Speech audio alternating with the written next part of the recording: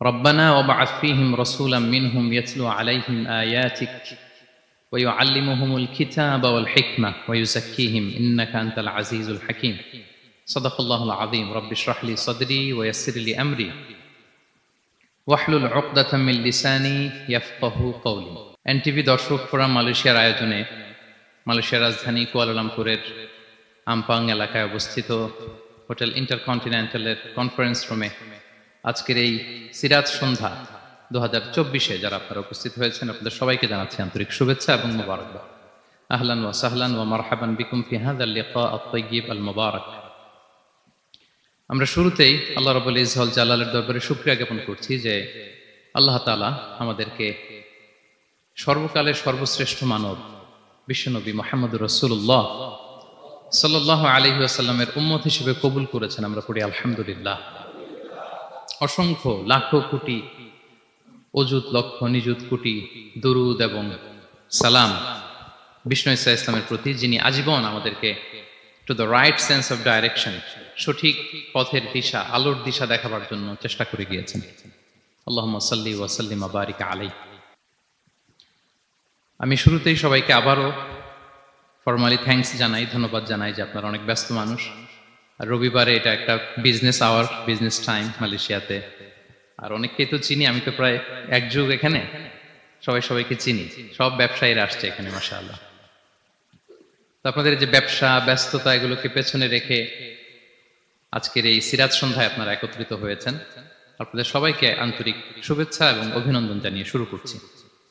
যে টপিকটি নিয়ে আমি কথা বলতে চাই সেটি হচ্ছে প্রিয় নবীজির স্বতন্ত্র বৈশিষ্ট্য অথবা প্রফিটিক ইউনিক ফিচার্স।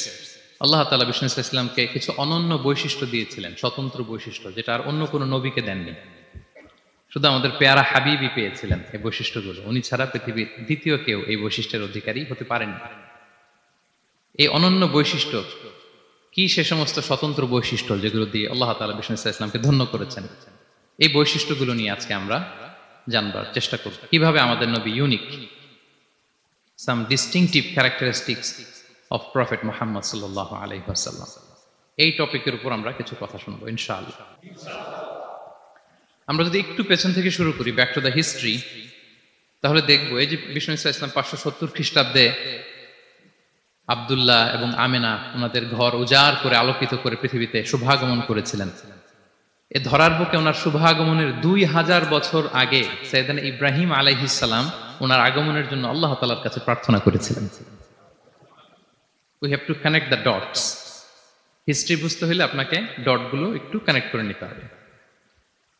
বিষ্ণু ইসলাম এই ধরার বুকে শুভাগমনের 2000 বছর আগে মক্কার ধুধুমরু প্রান্তরে আল্লাহর খলিল ইব্রাহিম আলাইহিস সালাম আল্লাহর কাছে একটা দোয়া করেছিলেন। সেই দোয়াটি দিয়েই আমি শুরু করেছি। সূরাতুল বাকারার 129 নম্বর আয়াতে আল্লাহ তাআলা এই দোয়াটি, সাইয়েদনা ইব্রাহিম আলাইহিস সালামের দোয়াটি হুবহু কোট করেছেন। তিনি দোয়া করেছেন, রব্বানা ওয়াবআথ ফীহিম রাসূলাম মিনহুম ইয়াতলু আলাইহিম আয়াতিক ওয়া ইউআল্লিমুহুমুল কিতাবা ওয়াল হিকমাতা ওয়া ইউযাক্কিহিম ইন্নাকা আনতাল আজিজুল হাকীম। হে আমাদের রব, এই জনপদে তাদের মধ্য থেকে আপনি একজন রাসূল পাঠান, যিনি তাদেরকে আপনার আয়াত তেলাওয়াত করে শোনাবে, আপনার কিতাব শিক্ষা দিবে, প্রজ্ঞা শিক্ষা দিবে এবং তাদেরকে শুদ্ধাচারী বানাবে। এই দোয়াটা সাইয়েদনা ইব্রাহিম আলাইহিস সালাম করেছিলেন। আর এই দোয়ার বদৌলতে প্রায় 2000 বছর পরে ধরার বুকে বিষ্ণু ইসলামের আগমন। সুবহানাল্লাহ বিহামদিহি। এবং রাসূল সাল্লাল্লাহু আলাইহি ওয়াসাল্লাম প্রায় বলতেন, আনা দাওয়াতু আবি ইব্রাহিম, আমি আমার পিতা, আদি পিতা ইব্রাহিমের দোয়ার ফসল। আমার পিতা আমার জন্য দোয়া করেছিলেন। সাইয়েদনা ইব্রাহিম আলাইহিস সালামের 2 সন্তান ছিল, ইসহাক এবং ইসমাঈল আলাইহিম আসসালাম। রিপিট, আমি আবার বলি, একদিকে ইসহাক আরেকদিকে ইসমাঈল। আমার সাথে সাথে বলেন, একদিকে আরেকদিকে 2 সন্তান। তো এই যে ইসহাকের যে লিনিয়েজ বা চ্যানেল, পৃথিবীর সব নবী এই চ্যানেলে এসেছে। সেদিন ইসমাঈলের লিনিয়েজ বা চ্যানেলে কোন নবী আসেনি। হাজার হাজার নবী, শত শত নবী সাইয়েদনা ইব্রাহিম আলাইহিস সালামের পরে যারাই এসেছে সবাই ইসহাকের চ্যানেলে এসেছে। ইসমাঈল ইসলামের চ্যানেলে কোনো নবী নেই। এবং পৃথিবীর সব নবীরা ওনাদের উম্মতের কাছে বলতেন যে এই যে নবী আসার ধারাবাহিকতায় সর্বশেষ একজন নবী আসবেন, তিনি হবেন সবার সেরা। সবার সেরা নবী হবেন। তাহলে ইব্রাহিম আলাইহিস সালামের দুই সন্তান, একদিকে ইসহাক আর একদিকে ইসমাইল। নবী এসেছে কি ইসমাইলের চ্যানেলে না ইসহাকের চ্যানেলে? ইসহাকের চ্যানেল। হাজার হাজার prophet came to this channel, এই চ্যানেলে এসেছে। এবং তারা সবাই বলতো সর্বশেষ যিনি আসবে তিনি হবেন সবার সেরা। ফলে এই জেনারেশনগুলোতে তাদের মধ্যে একটা বদ্ধমূল ধারণা হয়ে গিয়েছিল যে সর্বশেষ নবীটা যে আসবে উনিও এই চ্যানেলেই আসবে। যে তারা দেখতে পাচ্ছেন হিস্ট্রিক্যালি এই চ্যানেলে, ইসমাইলের চ্যানেলে কোনো নবী নাই, নবী ছাড়া একটা চ্যানেল। সব নবী আসছে ইসহাক আলাইহিস সালামের চ্যানেলে। ফলে তাদের একটা ধারণা ছিল সর্বশেষ সর্বসেরা যে নবী উনিও আসবেন এদিক দিয়ে। কিন্তু আল্লাহ তাআলা তাদের ধারণাকে নস্যাৎ করে দিয়ে সর্বশেষ নবীকে ইসহাকের চ্যানেলে পাঠান নাই।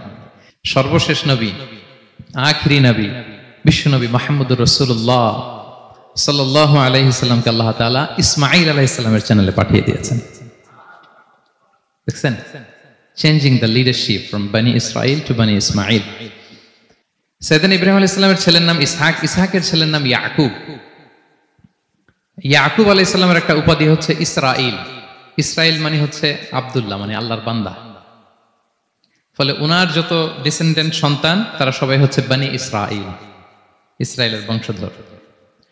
তো সব নবীকে আল্লাহ এখানে পাঠালেও শেষ নবীকে আল্লাহ তাআলা পাঠিয়েছেন ইসমাইলের চ্যানেলে।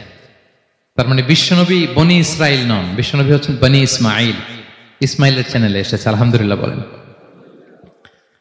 তাহলে লিঙ্ক আপটা বুঝতে পেরেছেন তো না, কিভাবে বিষ্ণু ইসলাম আসলেন? রাসূল ইসলাম প্রায় এভাবে বলতেন যে আনা দাওয়াতু আবি ইব্রাহিম, আমি আমার পিতা ইব্রাহিমের দোয়ার ফসল। তিনি দোয়া করেছিলেন মক্কার ধুধু প্রান্তরে যে আল্লাহ এই জনপদে একজন নবী দিও। ওনার দোয়ার 2000 বছর পরে আল্লাহ তাআলা এই দোয়া কবুল করেছেন। আমরা তো তাহাজ্জুদের সময় দোয়া করে এরপরের দিন হুজুরের কাছে মাসালার জন্য যাই, হুজুর দোয়া তো কবুল হয় না। এত দোয়া করলাম আল্লাহ তো শোনে নাই। 1 মাস দোয়া করে অস্থির হয়ে যায়। এরপর অনেকে বলে হুজুর কাবার গিলাফটা ধরে দোয়া করেছে, কই কিছু তো পাইলাম না। দেখেন সাইয়েদনা ইব্রাহিম আলাইহিস সালাম দোয়া করেছিলেন সেই কবে, তার 2000 বছর পরে আল্লাহ তাআলা এই দোয়াটা কবুল করেছেন। তো দোয়া যদি কবুল না হয় অস্থির হওয়া যাবে? আওয়াজ করে বলেন, অস্থির হবেন আপনারা? না, অস্থির হওয়া যাবে না, ভরসা রাখুন আল্লাহর উপর। তো বিষ্ণু বলতেন আনা দাওয়াতু আবি ইব্রাহিম, আমি আমার পিতা ইব্রাহিমের দোয়ার ফসল। আবার বলতেন বিশারাতু আখি ঈসা, আমি আমার ভাই ঈসার সুসংবাদের ফসল।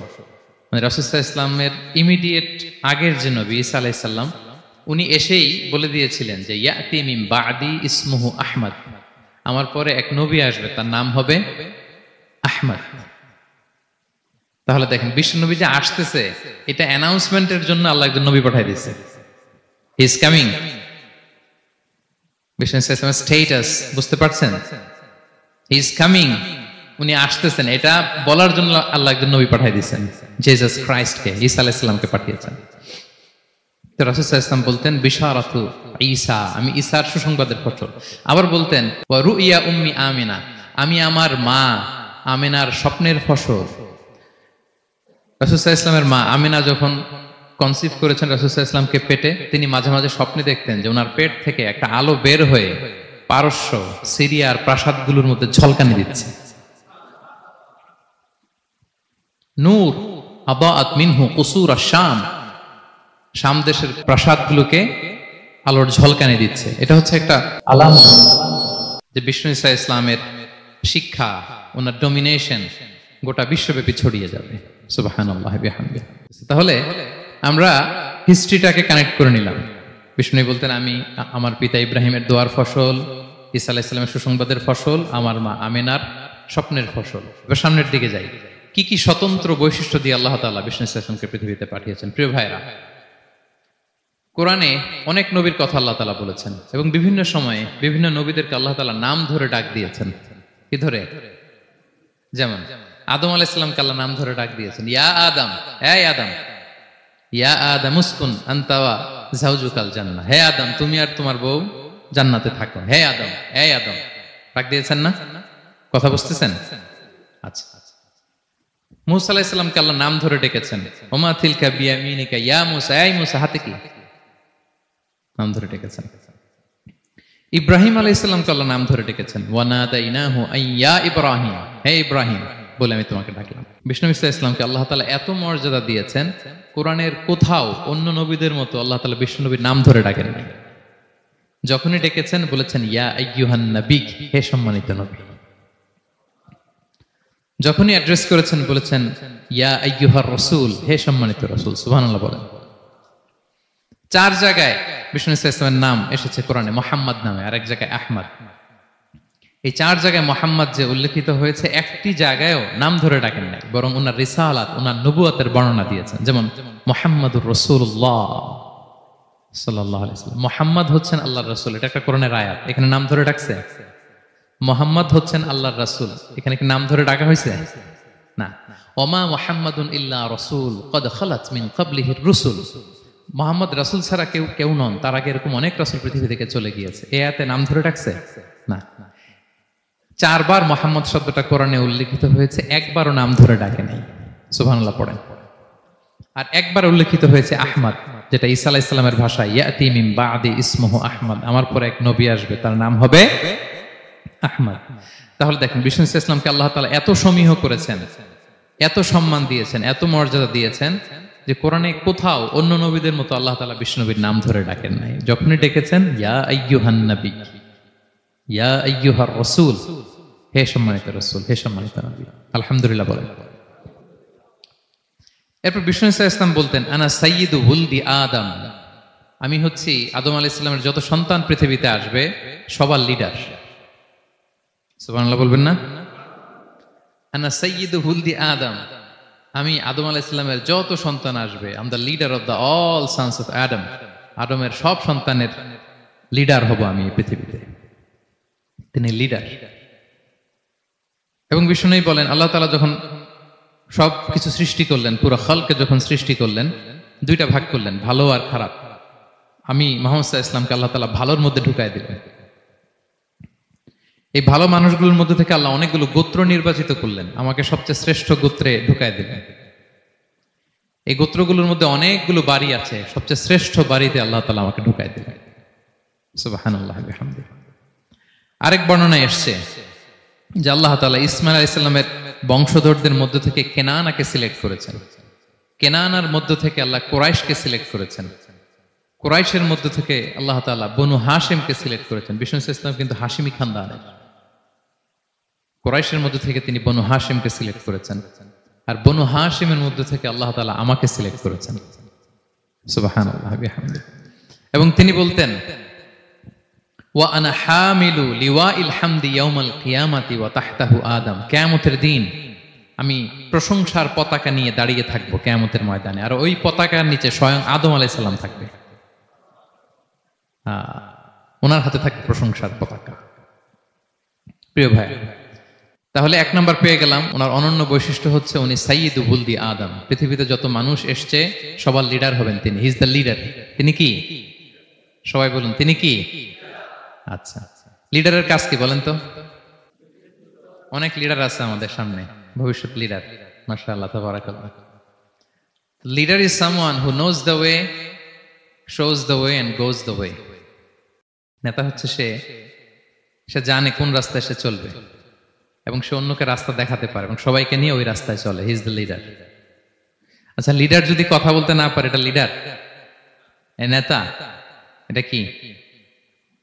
সে লিডার হতে পারবে না। নেতাকে বক্তব্য করতে জানতে হয়, স্পষ্ট ভাষায় কথা বলতে জানতে হয়, ঠিক কিনা বলেন? আমরা যদি দেখি যে রাসূল সাল্লাল্লাহু আলাইহি ওয়াসাল্লামের এই কোয়ালিটি ছিল কিনা, বক্তব্য দেওয়ার পারঙ্গমতা ছিল কিনা ওনার। রাসূল সাল্লাল্লাহু আলাইহি ওয়াসাল্লাম বলতেন উতিতু জাওয়ামিউল কালিম, আল্লাহ তাআলা আমাকে জাওয়ামিউল কালিম দিয়েছে। জাওয়ামিউল কালিম মানে কি? তিনি বলতেন কম, এটার অর্থ বেশি। কথা বলতেন 1-2 শব্দের, কিন্তু এটার যে দোতনা, এটার যে আবেদন, এটা মানুষের হৃদয়ে অনেক বড়, অনেক বেশি। সুবহানাল্লাহ। সে 1500 বছর আগে বলে গিয়েছেন, আজও আমরা শুনে অবাক হই, ঠিক কিনা বলেন? উতিতু জাওয়ামিউল কালিম, এটা বিষ্ণু সাল্লাল্লাহু আলাইহি ওয়াসাল্লামের একটা ইউনিকনেস, আর কাউকে আল্লাহ এটা দেননি। অল্প বলতেন, মানুষের হৃদয়ে টাচ করে ফেলতেন। সুবহানাল্লাহ। তিনি ছিলেন সর্বমর্ম বাচনভঙ্গির অধিকারী। যা বলতেন concise in wording but comprehensive in meaning. শব্দে এটা ছোট, কম, কিন্তু ভেরি কম্প্রিহেন্সিভ। বোঝায়, ব্যাখ্যা, এক্সপ্লেনেশন এটার অনেক বেশি। Very precise and clear. যা বলতেন প্রিসাইজ এন্ড ক্লিয়ার। কতটা প্রিসাইজ এন্ড ক্লিয়ার আম্মা জান আয়েশা বলেন, ওনার স্ত্রী কি বলেন আমাদের আম্মা জান শোনেন। তিনি বলতেন লাউ আদ্দাহু লাআদ্দু লা আহসাহু। বিষ্ণু ইসলাম এত প্রিসাইজ এন্ড ক্লিয়ার বক্তব্য দিতেন, কেউ যদি গুনতে চাইতো দেখি কয়টা বাক্য বলছে গোনা যেত। কেউ যদি গুনতে চাইতেন এখানে কয়টা শব্দ ছিল তাও গোনা যেত। ওনার বক্তব্যে কয়টা বাক্য কয়টা শব্দ এটা গোনা যেত, কারণ ছোট বক্তব্য দিতেন। আমরা তো লম্বা চড়া বক্তব্য না দিলে হয় না। অল্পতে শেষ করলে বলে হুজুর কি বললেন, ওয়াজ তো করলেন না। অল্পতে শেষ করলে বলে মন ভরে নাই, আরেকটু বলেন। হ্যাঁ, বিষ্ণু ইসলাম বলেন কিয়ামতের আলামত হচ্ছে খুতাবুকুম তাবিলা ওয়া সালাওয়াতুকুম কাসীরা। কিয়ামতের আগে তোমাদের বক্তব্য লম্বা হয়ে যাবে, নামাজ খাটো হয়ে যাবে। হ্যাঁ, নামাজ খাটো, বক্তব্য লম্বা না। বক্তব্য হইতে হবে ভেরি প্রিসাইজ এন্ড ক্লিয়ার। তাহলে আম্মা জান আয়েশা বলেন এত সুন্দর প্রিসাইজ এন্ড ক্লিয়ার বক্তব্য দিতেন, গুনতে চাইলে গুনা যেত। কি কি বলেছেন? সুবহানাল্লাহ বলি সবাই। আবার তিনি বলতেন ইয়াতাকাল্লামু বিকালামিন বাইয়িন ফাসল। খুব সুস্পষ্ট কথা বলতেন বিষ্ণু ইসলাম। ইয়াতাহাফফাযুহু মান জালাসা ইলাইহি। এত স্পষ্ট আশেপাশে যারা শুনতো সহজেই মুখস্থ করে ফেলতে পারত। এই যে সাহাবারা এত হাদিস বর্ণনা করেছে কিভাবে? কারণ ভেরি প্রিসাইজ এন্ড ক্লিয়ার, শুনলেই মুখস্থ হয়ে যায়। আমরা নবীর এত হাদিস বলতে পারি কিভাবে? Very precise and clear. কারো কথা তো মনে থাকে না, ওনার কথা মনে থাকে কি করে? ভেরি প্রিসাইজ এন্ড ক্লিয়ার, শুনলেই মনে রাখা যায়। আবার গুরুত্বপূর্ণ কথা 3 বার বলতেন। কয়বার? 3 বার। একবার তিনি বলতেছেন আত্তাকওয়া হা হুনা হা হুনা হা হুনা। তাকওয়া আছে এখানে এখানে এখানে। আমরা তো তাকওয়া বানায় ফেলছি এখানে। তাকওয়া বানায় ফেলছি জুব্বার ভিতরে, এই টুপির ভিতরে, তসবির ভিতরে বানায় ফেলছি তাকওয়া, তাই না? কিন্তু বিষ্ণু ইসলাম কি বলেছেন দেখেন, তিনি বলেন আত্তাকওয়া হা হুনা। তাকওয়া থাকে কোথায়? হৃদয়ে। ওয়া ইউশিরু ইলা সাদরিহি সালাসা মাররাত। 3 বার ইঙ্গিত করেছেন। হ্যাঁ, দাড়ি, টুপি, জুব্বা, তাসবিহ অনেক গুরুত্বপূর্ণ অনুষঙ্গ ইসলামের, কিন্তু আসল তাকওয়া থাকে কোথায়? হৃদয়। তাহলে এটা গুরুত্বপূর্ণ কথা 3 বার ইঙ্গিত করেছেন। কয়বার? তাহলে এটা হচ্ছে বিষ্ণু ইসলামের একটা ইউনিকনেস। কথা বলতেন কম, এটার দোতনা, এটার আবেদন মানুষের হৃদয়ে ছাপিয়ে যেত। উতিতু জাওয়ামিউল কালিম। বিষ্ণু বলেন আল্লাহ তাআলা আমাকে জাওয়ামিউল কালিম দিয়েছে, আমি বলি কম কিন্তু এটার মিনিং অনেক স্ট্রং। বিষ্ণু ইসলাম আবার বলেছেন যে নুসিরতু বির-রু'বি মাসিরাতা শাহর। আল্লাহ তাআলা আমাকে ভয় দিয়ে সাহায্য করেছেন। কি দিয়ে? ভয় দিয়ে। রাসূল সাল্লাল্লাহু আলাইহি ওয়াসাল্লাম যেখানে থাকতেন তার ডানে বায়ে সামনে পেছনে 1 মাসের ডিস্টেন্সের ভেতরে যদি কোনো শত্রু থাকতো রাসূলের, রাসূল সাল্লাল্লাহু আলাইহি ওয়াসাল্লামের ভয়ে ওর অন্তরে ধুকধুকানি শুরু হয়ে যেত, ত্রাসের কম্পন শুরু হয়ে যেত। 1 মাস রাসূল সাল্লাল্লাহু আলাইহি ওয়াসাল্লাম এখানে পৌঁছতে লাগবে কয় মাস? এত দূরে থাকতো নবী সাল্লাল্লাহু আলাইহি ওয়াসাল্লামের কোনো শত্রু যদি থাকতো ডানে বায়ে, রাসূল সাল্লাল্লাহু আলাইহি ওয়াসাল্লামের ভয়ে তাদের হৃদয়ে ত্রাসের কম্পন শুরু হতো। সুবহানাল্লাহ বলেন। বিষ্ণু ইসলামের ইউনিকনেস, এটা আল্লাহ কাউকে দেন। ওনার আরেকটা ইউনিকনেস হচ্ছে উনি খাতামুন নবিয়্যিন, সর্বশেষ নবী। আওয়াজ করে বলেন বিশ্ব নবীর পরে আর কোন নবী আসবে? মা কানা মুহাম্মাদুন আবা আহাদিম মির রিজালিকুম ওয়ালাকিন রাসূলুল্লাহি ওয়া খাতামুন নবিয়্যিন। He is the last messenger. ওনাকে ছাড়া নবুয়তি পূর্ণতা পায় না। সব নবীকে দিয়ে যদি ধরেন প্রত্যেকটা নবীকে আমরা একটা মুক্তোর দানার সাথে তুলনা করি, মুক্তোর দানা, এটা দিয়ে একটা মালা বানানো হবে, সেক্ষেত্রে বিষ্ণু ইসলাম হচ্ছেন সর্বশেষ মুক্তোর দানা, যেটা না লাগালে মালাটাই হয় না। প্রত্যেক নবী যদি একটা মুক্তোর দানা হয়, এটা দিয়ে যদি একটা মালা গাঁথি আমরা, সর্বশেষ মুক্তোর দানাটা হচ্ছে বিষ্ণু ইসলাম। এটা ছাড়া মালা পূর্ণতা পায় না। ওনার মাধ্যমে the door of prophecy is closed. আর কোন নবী আসবেন না। তিনি বলতেন লা নাবিয়্যা বা'দি ওয়ালা রাসূল। আমার পরে কোনো নবীও নাই, কোনো রাসূলও নাই। তবে লাউ কানা বা'দি নাবিয়্যুন লাকানা উমর। আমার পরে নবী হওয়ার যোগ্যতা যদি কারো থাকে, আমার উমরের সেই যোগ্যতা আছে। এখন যদি কেউ দাবি করে আমি নবী, কি করবেন? সহিহ মুসলিমের বর্ণনায় খুব চমৎকার একটা উপমা বিষ্ণু ইসলাম দিয়েছেন। সেটা বলেছেন আমার আর আমার আগের নবীদের দৃষ্টান্ত হচ্ছে এরকম একটা প্রাসাদের ন্যায়। খুব চমৎকার একটা লোক একটা প্রাসাদ বানিয়েছে, এত চমৎকার, চোখ ধাঁধানো, আই ক্যাচিং। যেই এই প্রাসাদটা দেখে সবাই অবাক হয়, এত সুন্দর প্রাসাদ। এই প্রাসাদে খুঁত ধরার মতো কিছু নাই একটা জায়গা ছাড়া, সেটা হচ্ছে প্রাসাদের কোনো একটা দেয়ালে গাঁথুনিতে একটা ইট দেয়া হয় নাই, সামহাউ মিসিং। একটা ইটের টুকরা মিসিং, ফলে বাইরে থেকে ঠান্ডা বাতাস ঢুকে একটু অসুন্দর লাগে। তো সবাই প্রাসাদটা ভিজিট করে বলে এত সুন্দর প্রাসাদ, কোনো ভুল হয় না, শুধু একটা জায়গায় ছাড়া এই একটা ইট পড়ে না এখানে, এটা দিলে পুরো প্রাসাদটা পূর্ণ হয়ে যেত। তো ইটকে আরবিতে বলে লাবিনা। বিষ্ণু ইসা ইসলাম বলেন আনাল লাবিনা, আমি হচ্ছি সেই নবুয়তির প্রাসাদের ইট, আমাকে না দিয়ে নবুয়তের প্রাসাদই পূর্ণতা পায় না। আনাল লাবিনা, ওইখানে আমাকে সেট করে দিলেই নবুয়তের প্রাসাদ পূর্ণতা পেয়ে যায়। আল্লাহু আকবার বলেন। তিনি সবার জন্য নবী হয়ে এসেছেন, সবার জন্য। অন্য কোন নবীর ক্ষেত্রে এটা প্রযোজ্য না। আদম আলাইহিস সালাম সবার জন্য নবী হয়ে আসছেন, সবাই বলুন। ইব্রাহিম আলাইহিস সালাম সবার নবী, মুসা আলাইহিস সালাম সবার নবী না। বিষ্ণু ইসলাম তিনি সবার নবী। আল্লাহ তাআলা বলেন ওয়ামা আরসালনাকা ইল্লা কাফাতান লিন-নাসি বাশীরাও ওয়া নাযীরা, নবী হে, গোটা মানব মণ্ডলীর জন্য আমি আপনাকে রাসূল করে প্রেরণ করেছি। আপনি জান্নাতের সুসংবাদ দিবেন, জাহান্নাম থেকে ভীতি প্রদর্শন করবেন। তাহলে মেসেঞ্জার ফর এন্টায়ার ম্যানকাইন্ড। ওনার নবুয়তির কোনো বাউন্ডারি নাই, আছে? আওয়াজ করে বলুন, আছে? বনি ইসরায়েলের অনেক নবীর এমন ছিল, এদিকে এক নবী, উনি আবার অন্য জায়গায় দাওয়াত দিতে পারবেন, উনি এখানেই দিবে। আবার পাশের আরেক লোকেশনে আল্লাহ আরেক নবী পাঠাইছেন, ওনার কাজ ওইখানে। তাইলে এই নবীর এক বাউন্ডারি, ওই নবীর। কোরআনে এই কথা এসেছে, যেমন ইব্রাহিম আলাইহিস সালাম, লূত আলাইহিস সালাম চাচা ভাতিজা, সমসাময়িক নবী। ইব্রাহিম আলাইহিস সালামের একটা জায়গা ছিল দাওয়াত দেওয়ার, আর পাশে জর্ডানে লূত আলাইহিস সালামের একটা দাওয়াতি এরিয়া ছিল। তার মানে এক একজনের লোকেশন বা বাউন্ডারি আলাদা। বিষ্ণু ইসলামের তো এরকম বাউন্ডারি আছে না? আছে? আছে না, ফর দ্য এন্টায়ার গ্লোব, সবার জন্য। তিনি সাদা মানুষেরও নবী, কালো মানুষেরও নবী, তিনি আরবদেরও নবী, অনারবদেরও নবী, নারীর জন্য নবী, পুরুষের জন্য নবী, শিশুর জন্য, বৃদ্ধের জন্য, বিকলাঙ্গের জন্য, সবার জন্য তাকে রাসূল করে প্রেরণ করেছে কে?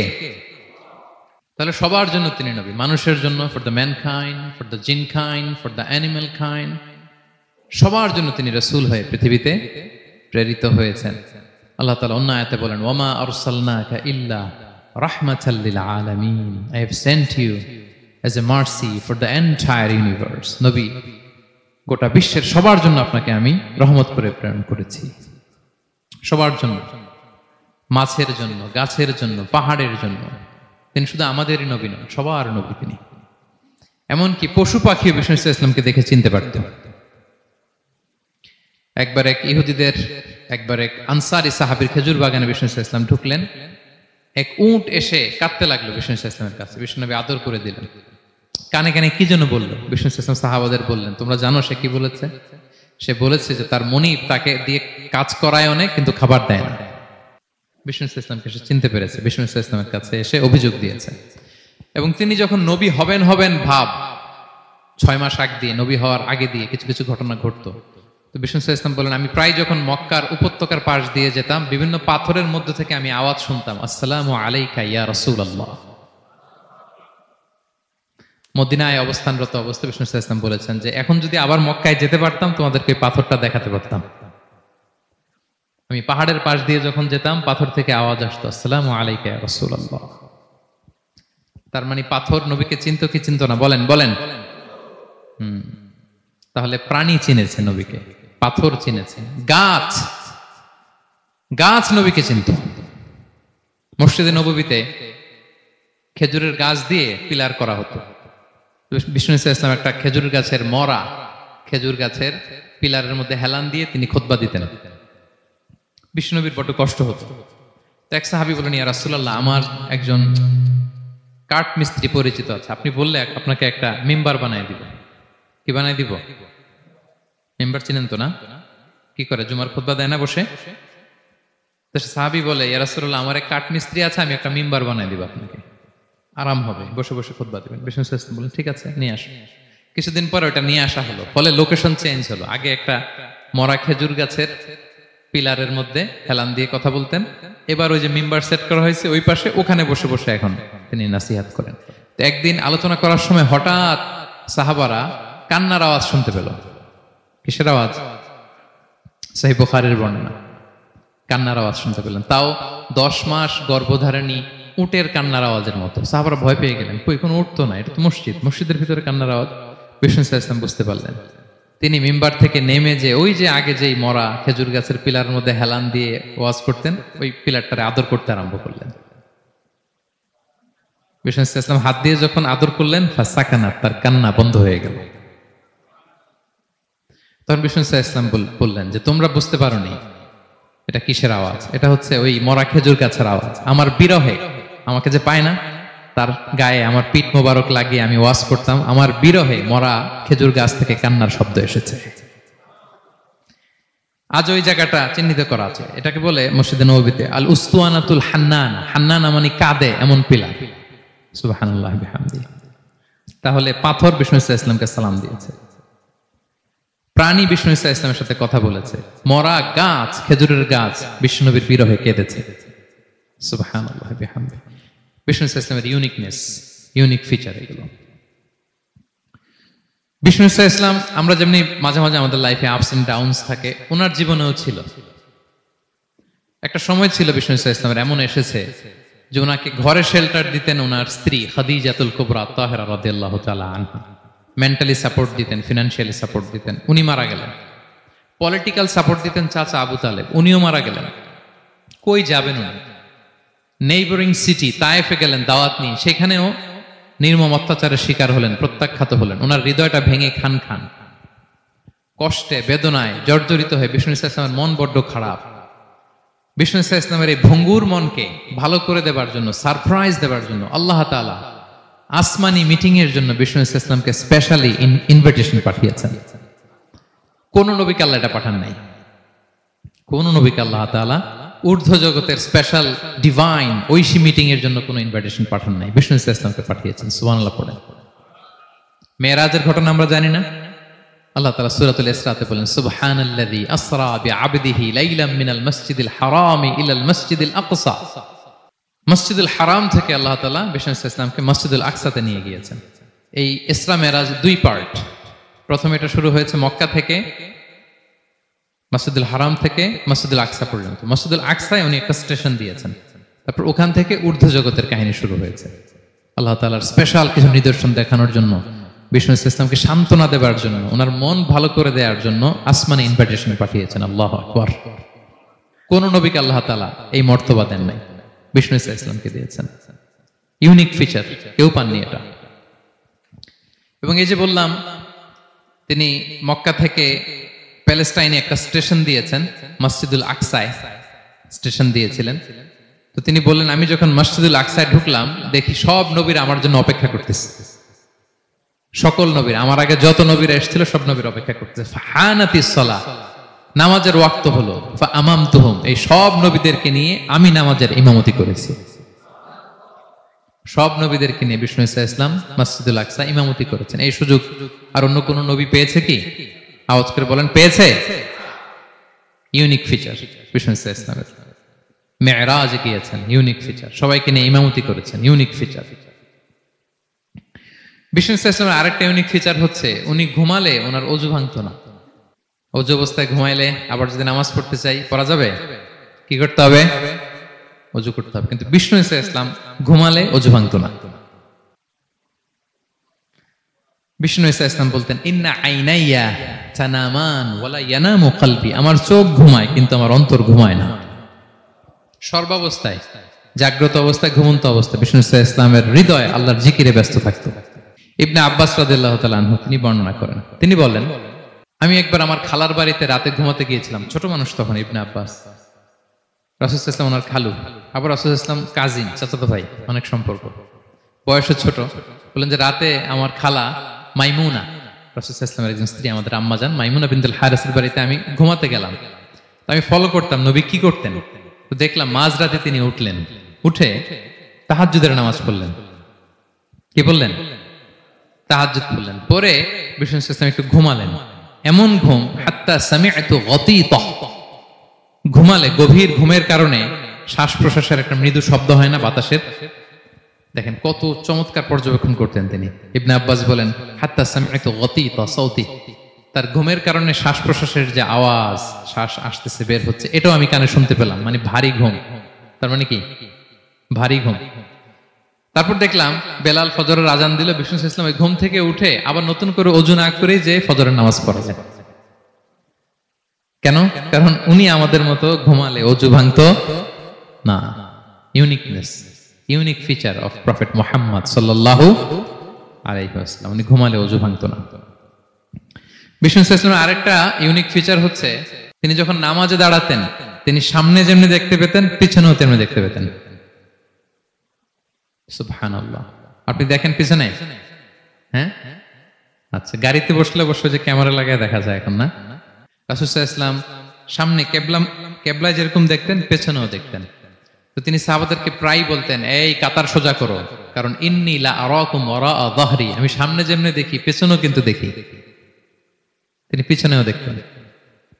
আরেক বর্ণনা এসেছে, ইন্নী ইমামুকুম, খবরদার আমি তোমাদের ইমাম, ফালা তাসবিকুনি বিররুকুই ওয়ালা বিসসুজুদ, আমার আগে কেউ রুকু সিজদা করো না। ইমামের আগে রুকু করলে নামাজ হবে? ইমাম সিজদায় যায়নি, আপনি আগে চলে গেছেন, তা আপনি ইমাম হয়ে গেছেন, হবে? নামাজ হবে? রাসূল সাল্লাল্লাহু আলাইহি ওয়াসাল্লাম বলেন, খবরদার আমার আগে রুকু সিজদা করো না, খবরদার করো না, আমি কিন্তু দেখি। ফা ইন্নী আরাকুম মিন আমামি ওয়া মিন খালফি, সামনে যেমনি দেখি পেছনেও দেখি। সুবহানাল্লাহ। এটা ওনার একটা ইউনিকনেস, আল্লাহ তাআলা স্পেশালি বিষ্ণু ইসলামকে এটা দিয়েছেন। এবার বিষ্ণু ইসলামের আরেকটা ফিচার বলি। বিষ্ণু ইসলামের পিঠ মোবারকে দুই কাঁধের মাঝখানে মাহরুন নবুয়া, দ্য সিল অফ প্রফেসি ছিল, নবুয়তের সিল লাগানো ছিল।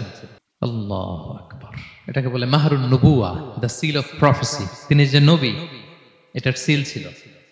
তাওরাত এবং ইনজিলে এই কথাটা এসছে যে শেষ নবীকে চিনার একটা মাধ্যম হচ্ছে ওনার পিঠে দুই কাঁধের মাঝখানে দ্য সিল অফ প্রফেসি পাওয়া যাবে, নবুয়তের চিহ্ন। আল্লাহু আকবার। এটা অনেক সাহাবারা দেখেছেন এই চিহ্নটা। এটার সাইজ কতটুকু? কান্নাহু বাইদাতু হামাম, কবুতরের ডিমের যে সাইজ ওই সাইজ। কবুতরের ডিম যেরকম ছোট হয় ওই সাইজের। আচ্ছা, অন্য হাদিসে এসেছে কাজিররিল হাজালা, এরকম ছোট্ট ডিমের সাইজের। অনেক সাহাবারা এটা দেখেছেন। সালমান আল ফারিসি রাদিয়াল্লাহু তাআলা আনহু, উনি মুসলিমই হয়েছেন এই দৃশ্য দেখে। সালমান আল ফারিসি রাদিয়াল্লাহু আনহু উনি আরব মানুষ ছিলেন না, নন আরব ছিলেন, পার্সিয়ান, ফার্সিতে কথা বলতেন, মানে ইরান থেকে এসেছিলেন। উনি প্রথমে অগ্নি উপাসক ছিলেন। কি ছিলেন? অর্থাৎ ওই যে জরাথুস্ত যারা আগুন দেখলে এরা পূজা করে, আগুনের পূজা যারা করে, জরস্ট্রেনিয়ান, এই ধর্মে বিশ্বাসী ছিলেন। আগুনের পূজা করতেন ইরানে। তিনিও আগুনের পূজা করে, তার বাবাও আগুনের পূজা করে। তো একদিন বাবা একটা কাজে পাঠিয়েছে, ওই কাজ করতে যেয়ে সে খ্রিস্টানদের গির্জা ক্রস করতেছিল। ছোট মানুষ গির্জা ক্রস করতে যেয়ে দেখে খ্রিস্টানরা কেমন যেন আলাদা ইবাদত করে, নামাজ পড়ে। এটা দেখে খুব ভালো লাগছে, তার খুব ভালো লাগছে। বাড়িতে এসে বাবারে বলে, বাবা আমি দেখলাম যে খ্রিস্টানরা তাদের চার্চে গির্জায় নামাজ পড়ে, এটা তো অনেক সুন্দর, আমরা যে আগুনের সামনে যা করি এটার চেয়ে ওইটা সুন্দর। বাবা বলে, খাইছে, ছেলে তো আমার শেষ হয়ে যাবে। তো বলতেছে, না না বাবা, আমরা যে আগুনের উপাসনা করি এটাই ভালো। উনি বলেন, না, আমি অনেক চিন্তা করেছি, ওরা যেভাবে গডের কাছে চায় ওইটা শ্রেষ্ঠ। বাবার সাথে ছেলের, সালমানের অনেক তর্ক বিতর্ক। পরে বাবা ভাবলেন যদি ওকে না আটকাই তাইলে প্রভাবিত হয়ে সে খ্রিস্টান হয়ে যেতে পারে। তো ঝগড়া তর্ক বিতর্ক শেষে তার পিতা তাকে শেকলবন্দি করলো। কি করলো? পায়ে শেকল লাগায় রাখছে। কিন্তু ছেলে তো মনে মনে খ্রিস্ট ধর্মের প্রতি আকৃষ্ট হয়ে গেছে। তো ওই খ্রিস্টানরা তার সাথে লুকিয়ে যোগাযোগ করত। সালমান ওই খ্রিস্টানদেরকে বলল যে তোমাদের খ্রিস্টান ধর্মের উৎপত্তি কোথায়? বলে সিরিয়াতে। বলতেছে এখান থেকে কোনো কাফেলা সিরিয়া যাবে নাকি? বলতেছে হ্যাঁ, মিশনারি ওয়ার্কে একটা কাফেলা আসতে যাবে। বলতেছে যেদিন যাবে আমাকে বলবো। তো যেদিন যাবে তাকে এসে বলা হয়েছে তার বাবা নাই, সে শিকল ভেঙে শিকল সহ কাফেলার সাথে যে জড়িত হয়েছে। দেখেন বিশ্বাস, আদর্শ মানুষকে কিভাবে উজ্জীবিত করে। উনি চলে গেলেন সিরিয়াতে। সিরিয়াতে যে এক পাদ্রির হাতে বায়াত হলেন, কিন্তু এই পাদ্রিটা ছিল ভণ্ড। সে খ্রিস্টানদের দান সৎকা নিয়ে গরিবদের না দিয়ে নিজেই খেয়ে ফেলতো। তো বেচারা পড়লো বিপদে যে হায় রে, এত সুন্দর ধর্ম রে কারাপ্টেড করতেছে সে। পরে এই পাদ্রি যখন মারা গেল, সালমান সে আরেক পাদ্রির কাছে গেল। আরেক পাদ্রির কাছে গেল। ওই পাদ্রি আবার অনেক ভালো, খুবই ইবাদত করে। তো ওই পাদ্রি কিছুদিন থাকার পরে ওই পাদ্রিও মারা গেল। ওই মারা যাওয়ার আগে সে জিজ্ঞেস করতেছিল যে পাদ্রি, এই বর্তমান পৃথিবীতে সবচেয়ে ভালো খ্রিস্টান পাদ্রী কে? বলতেছে আর কেউ নাই। যদি ভালো খ্রিস্টান পাদ্রী তোমাকে পেতে হয়, জানতে হয়, তোমাকে ইরাকের মোসেল শহরে যেতে হবে। এবার মোসেলে যে সে আরেক খ্রিস্টান পাদ্রীর কাছে থাকলো। কিছুদিন পরে ওই পাদ্রীও মারা গেল। তো মৃত্যুর আগে তাকে জিজ্ঞেস করছিল যে পাদ্রী আপনি বলেন তো আপনার পরে শ্রেষ্ঠ পাদ্রী কে আছে পৃথিবীতে? সে বলতেছে আমার পরে শ্রেষ্ঠ কোনো পাদ্রী আর পৃথিবীতে নাই। খ্রিস্টান ধর্ম শেষ হয়ে গিয়েছে, নাই। তবে জেনে রেখো, শেষ জামানার নবী আসার সময় ঘনিয়ে এসছে। তিনি যে এলাকায় আসবে, এলাকাটা চারদিকে পাহাড় বেষ্টিত থাকবে, চারদিকে থাকবে পাহাড়, খেজুরের বাগান, মরুদ্যান। তাকে চেনার আলামত আছে। কি আছে? আলামত আছে। এক নম্বর আলামত হচ্ছে ওই শেষ নবীকে দানের খাবার দিলে তিনি খায় না, কিন্তু উপহার দিলে সে নেয়, খায়। আর তার পিঠে দুই কাঁধের মাঝখানে একটা নবুয়তির মোহর আছে। সুবহানাল্লাহ। যদি পারো তার কাছে যে বায়াত হো। সালমান আল ফারিসি পাগল হয়ে গেছে ওনার সন্ধান পাওয়ার জন্য। কিভাবে যাবে, কিভাবে যাবে? তো উনি কিছু ছাগল পালতেন। একটা কাফেলা তিনি পেলেন, যে কাফেলা আরব কাফেলা, বনু কালবের কাফেলা আরব দেশে যাচ্ছে। তাদের সাথে তিনি চুক্তি করলেন যে আমার যত ছাগল আছে এই ছাগলগুলো তোমাদের দিয়ে দিব, তোমরা কি ওই এলাকায় আমাকে পৌঁছে দিবা? তারা বললেন হ্যাঁ পৌঁছে দিব। সব ছাগল দিয়ে দিলেন, রওনা হইলেন ওই এলাকায়। মাঝপথে তারা তার সাথে জুলুম করলো, অন্যায় আচরণ করলো। তাকে দাস হিসেবে বিক্রি করে দিল ইহুদিদের কাছে। ওয়াদি আল কোরআন নামে একটা জায়গা আছে, ওখানকার এক ইহুদির কাছে বিক্রি করে দিল। সে ইহুদির কাছে দাস হিসেবে থাকতে আরম্ভ করলো। অনেকদিন পরে মদিনার পূর্ব নাম কি দেখি, কে বলতে পারে? হ্যাঁ মাশাআল্লাহ, তো মদিনার পূর্ব নাম হচ্ছে ইয়াসরিব। তো ইয়াসরিবের এক ইহুদি, বনু কুরাইজার ইহুদি, সে আসছে ওয়াদি আল কোরাতে তার কাজিনের কাছে। এসে দেখে নতুন এক দাস পাইছে, বলছে আমি কিনবো, তুমি কিনতে চাও? তার কাছে বিক্রি করে দিল। তখন ইয়াসরিবের ওই ইহুদি বনু কুরাইজার সালমান আল ফারিসিকে নিয়ে ইয়াসরিবে চলে গেল। সুবহানাল্লাহ। মদিনার আগের নাম কি? বিষ্ণু ইসলাম মক্কা থেকে হিজরত করে কিছুদিন পরে কই যাবেন? সত্যের অনুসন্ধানে যদি আপনি হন, সত্য আপনি পাবেনই, সত্যের কাছে আপনি পৌঁছাবেন, এতে কোনো সন্দেহ নেই। দেখেন বিষ্ণু ইসলাম ওই এলাকায় আসবেন, আসার আগে আল্লাহ তাআলা সালমানকে নিয়ে ওখানে পৌঁছায় দিয়েছে। তিনি ওখানে থাকলেন, দীর্ঘদিন থাকলেন, খেজুর বাগানে তিনি কাজ করেন আর অপেক্ষা করেন যে কবে বিষ্ণু ইসলাম আসবেন। একদিন তিনি খেজুর গাছের উপরে কাজ করতেছেন, হঠাৎ ইহুদিরা বলা বলি করতেছে আজকে ওই মক্কা থেকে কোন এক লোক নাকি আসছে কোবাপল্লীতে, সবাই বলে সে নাকি নবী, সবাই বলে সে নাকি। এই কথা শুনে উনি খুশিতে ওই খেজুর গাছ থেকে ধপাস করে নিচে পড়ছে। নিচে পড়ে মালিককে বলতেছে কে আসছে, কে আসছে। এই কথা শুনে মালিক রেগে মেগে তাকে মারতে আরম্ভ করলো যে তোমার জেনে কি লাভ, যাও এখান থেকে। তার মানে সুবহানাল্লাহ, সালমান আল ফারিসি তিনি জেনে গেলেন যে বিষ্ণু ইসলামের আগমন ঘটেছে। আপনারা জানেন যে হিজরতের যে রুটটা, বিষ্ণু ইসলাম সরাসরি ইয়াসরিবে বা মদিনায় না ঢুকে প্রথমে কুবাতে ঢুকেছিলেন, কুবাপল্লীতে কিছুদিন ছিলেন, মসজিদে কুবা নির্মাণ করেছেন। তো তিনি তো সত্যের সন্ধানী হয়ে পাগল, আল্লাহর কাছে সবসময় দোয়া করতেন, আল্লাহ সেই আখির জামানার নবীর সন্ধান যেন আমি পাই। সালমান আল ফারিসি রাদিয়াল্লাহু তাআলা আনহু ওই যে তার পাদ্রীর শিখিয়ে দেয়া যে আলামত, তিনি দেখলেন ঠিকই তো ইয়াসরিবের দুই দিকে হাররা আছে, মানে পাহাড় বেষ্টিত, আবার খেজুরের বাগান আছে। এবার তিনটা যে আলামত দিয়েছিল ওই আলামত চেক করার জন্য কিছু খেজুর নিয়ে কুবায় চলে গেলেন। কুবায় যেয়ে দেখেন বিষ্ণু ইসলাম সাহাবাদের নিয়ে বসা। তো তিনি বিষ্ণু ইসলামের সাথে পরিচিত হয়ে বললেন এই যে কিছু সাদাকার খেজুর আমি আপনার জন্য এনেছি, নেন। বিষ্ণু ইসলাম বললেন ওই যে ওদেরকে দাও, ওই যে গরিব সাহাবারা ওদেরকে দাও। বিষ্ণু ইসলাম খেলেন না, সে মনে মনে বলতেছে এই তো একটা পেয়ে গেছে, একটা পেয়ে গেছে। উনি কিন্তু খায় নাই, ধরেও নাই, বলতেছে যে ওদেরকে দাও। দিল, সাহাবারা খেল। এরপর বিষ্ণু ইসলাম কুবা থেকে মদিনায় চলে গেলেন। তখনও মদিনার নাম হয়নি, ইয়াসরিব, ইয়াসরিবে গেলেন। এবার কিছুদিন পরে আরো কিছু খেজুর নিয়ে সালমান রাদিয়াল্লাহু তাআলা আনহু বিষ্ণু ইসলামের কাছে গেলেন। এবার যে বললেন কিছু খেজুর আমি উপহার হিসেবে আপনার জন্য এনেছি, আপনি কি গ্রহণ করবেন? বিষ্ণু ইসলাম বললেন অবশ্যই গ্রহণ করবো। বলেই তিনি একটা নিয়ে খেতে শুরু করলেন, খেলেন এবং বিতরণ করলেন। এবার তো সালমান মহা খুশি, এই তো পেয়ে গেছি দুইটা সাদাকার খেজুর, বলেছি ধরেও নাই, খায় নাই। যখনই বললাম উপহার খেয়েছে। এবার বাকি রইল কয়টা? সেটা কি? নবুয়তের সিলমোহর, দ্য সিল অফ প্রফেসি। এটা তো দেখা এত সহজ না। যদি এদিকে থাকে, জামা পরে থাকলে দেখা যাবে? তো এটার জন্য প্রায় যায়, কিন্তু ব্যাটে বলে হয় না, ট্রাই করে কিন্তু দেখা যায় না। একদিন তিনি গেলেন, এবং এটার জন্য তো পিছে পিছে থাকতে হবে, কি বলেন? কথা নেই বার্তা নেই, হুট করে পিছু পিছু ঘোরা যায় নাকি কারণ? একদিন একটা উপলক্ষ তৈরি হলো, সেটা কি? বিষ্ণু ইসলাম এক সাহাবী মারা গেলেন বাকি উল গারকাদে, মানে যেটাকে আমরা জান্নাতুল বাকি বলি, ওই কবরস্থানে ওই লাশ নিয়ে যাচ্ছে, সবার সাথে সাথে বিষ্ণু ইসলামও যাচ্ছে। তো এখন তো একটা সুযোগ, পিছনে পিছনে যাওয়া যায়, কি বলেন? এইবার সালমান এসে পিছু ছাড়ে না, নবীজির পিছনে পিছনে যায়, কিন্তু স্বাভাবিক যাওয়া না, একটা আছে সিম্পলি হাঁটা, এরকম না, একবার এদিকে যায়, একবার ওদিকে যায়, একবার এদিকে যায়। আর অন্য সাহাবারা মনে মনে ভাবে ঘটনা কি, এরকম করে কেন লোকটা? কিন্তু বিষ্ণু ইসলাম তো জানেন কেন এরকম করতেছে, ঠিক কিনা বলেন? বিষ্ণু ইসলাম সেদিন দুইটা চাদর পরেছিলেন, একটা নিচে আর একটা উপরে, নিচে লুঙ্গি আর একটা চাদরটা দিয়ে গা ঢেকেছিলেন। বিষ্ণু ইসলাম ইচ্ছে করে পিঠের চাদরটা একটু নিচের দিকে নামালেন, যাতে করে সে যেটা খুঁজতেছে ওটা দেখে ফেলে।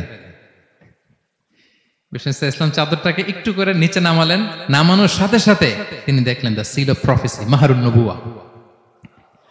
দেখার সাথে সাথে সালমান আল ফারিসি চিৎকার দিয়ে বিশ্বনবীকে জড়িয়ে ধরলেন এবং ওই জায়গাটাতে দুই ঠোঁট দিয়ে চুমু খেলেন, কাঁদতে শুরু করলেন। বিষ্ণু ইসলাম বললেন, কেন কাঁদো তুমি? এতক্ষণ আমি আপনাদেরকে যা শোনালাম, সালমান পুরো ঘটনাটা বিষ্ণু ইসলামের কাছে বর্ণনা করলেন। বললেন, ইয়া রাসূলুল্লাহ, এই জন্য কাঁদি, আমি ছিলাম অগ্নি উপাসক, সত্যের সন্ধানে আমি খ্রিস্ট ধর্ম গ্রহণ করেছি। 3 খ্রিস্টান পাদ্রী শেষ করে সর্বশেষ যে ভালো পাদ্রীটা, উনি বলছে যে উনি মরার পরে আর কেউ ভালো পাদ্রী নাই, আখির জামার পায়গাম্বার আগমনের সময় এসেছে। পাহাড়ি এলাকা, চারদিকে খেজুর বাগান, এরকম জায়গায় উনি আসবে। আর 3টা সাইন বলেছে, উনি সাদাকা খায় না, উপহার নেয়, খায়, আর তার পিছনে থাকবে মাহরুন নবুয়া, নবুয়তি সিল। সুবহানাল্লাহ। বিষ্ণু ইসলাম খুশি হলেন, তাকে শাহাদা পড়ালেন এবং বললেন যে, তোমার এই দাসত্ব থেকে মুক্তির জন্য কি লাগবে? সে বলে যে, আমার চুক্তি হয়েছে 300 খেজুর গাছ লাগবে। কয়শো?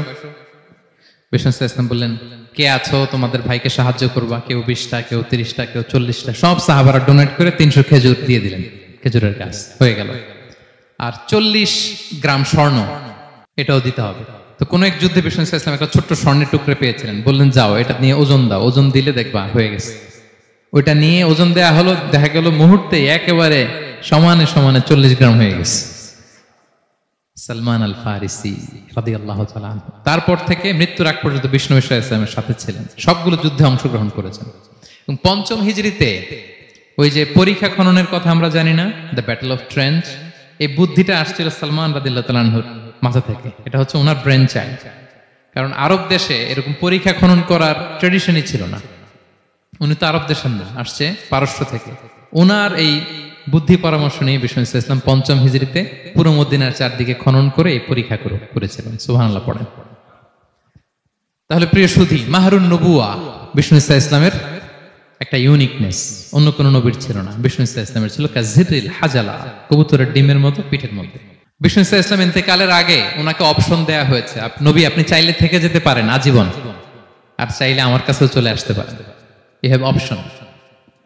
বিষ্ণু ইসলাম তার রবের সাথে সাক্ষাৎকে চুজ করেছেন এবং ইন্তেকালের আগে তিনি পড়েছিলেন, আল্লাহুম্মা গফিরলি ওয়ারহামনি ওয়ালহিকনি বির রফিকিল আ'লা। আল্লাহ আপনি আমাকে ক্ষমা করুন, আল্লাহ আপনি আমার প্রতি রহম করুন, আল্লাহ আমি আপনার সান্নিধ্যে যেতে চাই, পৃথিবীতে থাকতে চাই না। সুবহানাল্লাহ। অপশন দেয়া হয়েছে। আপনার অপশন দেয়া হবে? হ্যাঁ, চাইলে আজীবন থাকেন। আমরা অপশন পেলে তো বলতাম, আল্লাহ যা হয়েছে এখানেই থাকতে চাই, কি বলেন? বিষ্ণু ইসলাম বলেছেন, ইলা রফিকিল আ'লা, হে আল্লাহ আমি আপনার সান্নিধ্যে যেতে চাই। বিষ্ণু ইসলাম ইন্তেকাল করলেন এবং উম্মার জন্য এটা সবচাইতে বড় ফিতনা এবং পরীক্ষা ছিল। এর চেয়ে বড় কষ্টদায়ক বিষয় ছিল না উম্মার জন্য বিষ্ণু ইসলামের ইন্তেকাল। তিনি যখন ইন্তেকাল করলেন, সাহাবারা পাগলের মতো হয়ে গেল। ওমরে ফারুক উনি বিশ্বাসই করে না, মানে আমার নবী মরতে পারে এটা উনি ভাবতেই পারেন না। উনি নাঙ্গা তলোয়ার বের করে বলতে আরম্ভ করলেন, যে বলবে মুহাম্মদ মারা গিয়েছে আমি তার গর্দান উড়িয়ে ফেলব। পরিস্থিতি অত্যন্ত ভয়ঙ্কর। আবু বকর রাদিয়াল্লাহু তাআলা আনহু তিনি আয়াত তেলাওয়াত করলেন, ওমা মুহাম্মাদুন ইল্লা রাসূল ক্বাদ খালাত মিন ক্বাবলিহির রুসুল। মুহাম্মদ রাসূল ছাড়া কিছু নন, তার আগে অনেক রাসূল এভাবে চলে গেছে। তিনি যদি মারা যায় বা শহীদ হয়, তোমরা কি আবার আগের কুফরিতে ফিরে যাবে? এই আয়াত যখন তেলাওয়াত করলেন, ওমরে ফারুক হাঁটু গেড়ে বসলেন। তিনি বললেন, এই আয়াত তো আমি আগেও জানতাম, অনেক তেলাওয়াত করেছি, কিন্তু আমার মনে হলো এই মাত্র আয়াতটা নতুন করে শুনলাম, এই মাত্রই বোধহয় কোরআনের এই আয়াতটা নাজিল হয়েছে। সাকিফায়ে বনু সাঈদার মধ্যে সবাই বসে আবু বকর রাদিয়াল্লাহু তাআলা আনহুকে খলিফা হিসেবে নির্বাচিত করা হলো। বিষ্ণু ইসলামের ইন্তেকাল শেষ, গোসল দেয়া শেষ। আমরা যেমনি মারা গেলে আমাদের জামা খুলে অন্য একটা জামা পরিয়ে গোসল দেয়া হয়, বিষ্ণু ইসলামের ক্ষেত্রে এটা হয়নি। ওনার গায়ের জামা খোলা হয়নি, যে জামাটা ছিল ওই জামাটার উপরই গোসল দেয়া হয়েছে, ওনার ইউনিকনেস। এবং বিষ্ণু ইসলামের জানাজার নামাজে কেউ ইমামতি করেনি। কে হবেন ইমাম? উনিই তো ইমাম, গোটা বিশ্বের ইমাম, ঠিক কিনা বলেন? কে হবে ওনার জানাজার ইমাম? কেউ না। সাহাবারা ডিসাইড করলেন কেউ ইমামতি করবে না, 5-7 জন করে দরজা দিয়ে, এই দরজা দিয়ে ঢুকে নিজেরা জানাজার নামাজ পড়ে ওদিক দিয়ে বের হয়ে যাচ্ছে। এইভাবে পুরা উম্মাহ, সব সাহাবারা নিজেরা জানাজার নামাজ পড়েছে। এবং নবীদের বৈশিষ্ট্য হচ্ছে নবীরা যেখানে মারা যায় ওখানেই কবর দিতে হয়, জানেন এটা? বিষ্ণু ইসলাম মারা গিয়েছিলেন আম্মাজান আয়েশা রাদিয়াল্লাহু তাআলা আনহার ঘরে, ফলে ওখানেই বিষ্ণু ইসলামের কবর হয়েছে, ওখানেই কবর। এবং ওই কবর দেওয়ার পরেই, ওই কবর দেওয়া ঘরের ভেতরে আম্মাজান আয়েশা রাদিয়াল্লাহু তাআলা আনহা যতদিন বেঁচে ছিলেন ওখানেই ছিলেন, কবরের পাশে। এরপরে বাবা মারা গেলেন আবু বকর, বিষ্ণু ইসলামের পাশে কবর দেয়া হলো, বাবা আর স্বামীর পাশেই থাকলেন। এরপর ওমরে ফারুক মারা গেলেন, ওনারও কবর দেয়া হলো। কিন্তু এখন তো আর বাবা আর স্বামীর সাথে পর্দা নাই, ওমরে ফারুকের সাথে তো পর্দা আছে। তো তখন তিনি, ঘরটা হয়ে গেছে ছোট, 3টা কবরে অনেক জায়গা স্পেস নিয়ে গেছে, এখন অল্প একটু জায়গা, পর্দা টাঙাই দিলেন ওমরে ফারুকের সাথে পর্দা হিসেবে, ছোট্ট একটা জায়গায় যতদিন বেঁচে ছিলেন ওখানটাতেই ছিলেন। ওমরে ফারুক যখন আমিরুল মুমিনিন খলিফা, তখন ছেলে আব্দুল্লাহকে পাঠিয়েছিলেন যে যাও একটা অনুমতি আগে থেকে নিয়ে রাখো আম্মাজান আয়েশার কাছ থেকে, যেহেতু ঘরটা ওনার, ওনাকে বলে রাখো যে আমি মারা গেলে যেন আমার 2 বন্ধু মুহাম্মদ সাল্লাল্লাহু আলাইহি ওয়াসাল্লাম এবং আবু বকরের পাশে যেন কবর দেয়া হয়। তো আব্দুল্লাহ এসে বলল, আব্বা জান তো এই পয়গাম পাঠিয়েছেন। তো আয়েশা রাদিয়াল্লাহু তাআলা আনহা বললেন, আমার খুব ইচ্ছা ছিল আমি আমার স্বামী এবং বাবার পাশে শোব, কিন্তু আমিরুল মুমিনিন যখন চেয়েছেন এটাকে আমি ফিরিয়ে দিতে পারি না। ঠিক আছে যাও, তোমার আব্বাকে বলো তোমার আব্বাই শোবেন ওই জায়গায়। আচ্ছা। তো ওমরে ফারুক আপনারা জানেন অ্যাসাসিনেশনে ইন্তেকাল করেছেন, আত্মাইর আঘাতে, ছুরিকাঘাত করা হয়েছে কয়েকবার, স্টেবিং। এত জখম হয়েছে, দুধ দিলে ওই জায়গা দিয়ে দুধ বের হয়ে যায় না, বীজ পানি দিলে বের হয়ে যায়। তো সবাই বলল, আমিরুল মুমিনিন আপনি এবার ওসিয়ত করেন, কে হবে আপনার পরে লিডারশিপ, কে নিবে? মুসলিম উম্মাহ তো অনেক বড় হয়ে গেছে। তখন তিনি ওসিয়ত করলেন এবং ছেলেকে আব্দুল্লাহকে আবার বললেন যে আব্দুল্লাহ আবার যাও, যে আম্মাজানের থেকে অনুমতি নাও। বলতেছে অনুমতি না নিলাম আর অনেক আগে, উনি তো বলছে আপনি মারা গেলে ওখানেই শোবেন। বলতেছে না, তখন আমি আমিরুল মুমিনিন ছিলাম, এখন তো কিছুক্ষণ পরেই মারা যাবে, এমন হতে পারে আমার ভয়ে বা লজ্জায় তখন অনুমতি দিছে, এখন আর দিবেন না, আবার যাও। আবার গেল, আয়েশা রাদিয়াল্লাহু তাআলা আনহা বললেন, না এখন আমি আগের কথার উপরে আছি, তোমার আব্বাই সেখানে শোবে। সুবহানাল্লাহ। ওমরে ফারুক ওখানে শুলেন, তখন তিনি পর্দা আরম্ভ করলেন আম্মাজান আয়েশা। তাহলে রাসূল সাল্লাল্লাহু আলাইহি ওয়াসাল্লামের কবরটা হচ্ছে আম্মাজান আয়েশা রাদিয়াল্লাহু তাআলা আনহার ঘরের ভেতরেই। আপনারা মসজিদে নববী যারা ভিজিট করেছেন তারা জানেন যে আপনারা যখন কিবলামুখী হয়ে নামাজ পড়েন, বাম দিকে বিষ্ণু সাল্লাল্লাহু আলাইহি ওয়াসাল্লামের কবর, সেখানে রাসূল সাল্লাল্লাহু আলাইহি ওয়াসাল্লামের পাশে আবু বকর এবং ওমরে ফারুক রাদিয়াল্লাহু তাআলা আনহুমা শুয়ে আছেন। রাসূল সাল্লাল্লাহু আলাইহি ওয়াসাল্লামের কবর থেকে মিম্বার পর্যন্ত এই পুরো জায়গাটা রাউদাতুম মিন রিয়াদিল জান্নাহ, দুনিয়ার বুকে জান্নাতের একটা টুকরা। এবং আম্মাজান আয়েশা বলতেন যে আমাকে আল্লাহ এমন কিছু দিয়েছেন যেটা অন্য নারীকে দেননি। কি কি? 1 নাম্বার, আমি হচ্ছে একমাত্র বিষ্ণু ইসলামের কুমারী স্ত্রী।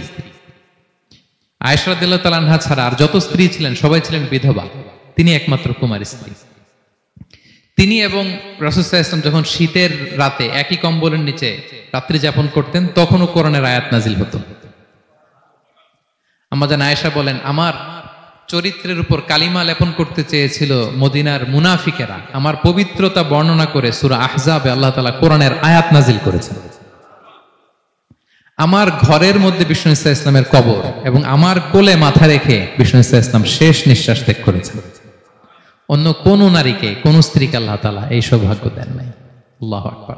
তার বিষ্ণু ইসলামের একটা ইউনিকনেস হচ্ছে, কেউ ওনার জানাজার নামাজের ইমামতি করেন নাই, কেউ করেননি, আলাদা আলাদা ভাবে লোকজন নামাজ পড়েছে। উনি উনার কবরে এখনো জীবিত অবস্থায় আছেন, হায়াতুন নবী। তবে আমরা এখন যেরকম জীবিত এরকম নয়, বারজাকি জগতের জীবিত। তিনি ইন্তেকাল করেছেন, মৃত্যুবরণ করেছেন, নিঃসন্দেহে তিনি বারজাকি জগতে চলে গিয়েছেন, কিন্তু সেই জগতে তিনি জীবিত।